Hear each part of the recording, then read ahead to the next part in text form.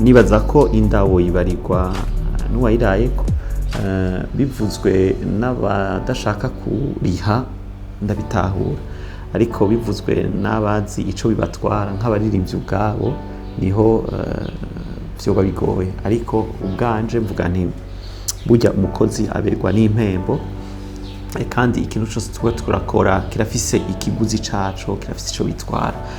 Rero ku bwanje numva umenga ijambo ry'Imana burya najya amabibiriya dusoma ni ikintu gikomeye gose, ni ikintu gitwara amafaranga menshi.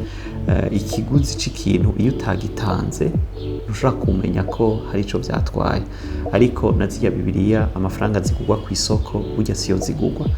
Hariho ico no kwita nka subvention, hari amafaranga atangwa ukundi kuntu twebwe zikaza kudushikira umenga zirazimbutse, ariko n'ibitabo bizimvye gose. Rero n'umuziki canke ivyo biteramo biba biriko birategurwa vya gospel bitwara uburyo bwinshi, bitwara amafaranga menshi. Rero numva umenga iyo turiko turariha amafaranga kuri canke kiriya surtout nk'igikorwa gishobora kuba hari ico kiriko kiradufasha, ifo ko tumenyera ko hagira ikiguzi bidutwara kandi umuntu akabikora bikunze. Sino ntacokorwa ata amafaranga agiyemwo. Je nkunze kubivuga, amafaranga burya umuntu ayagira ku ikibazo mu kuyatanga ni ikibazo bafite c'imigenderanire n'ayo mafaranga.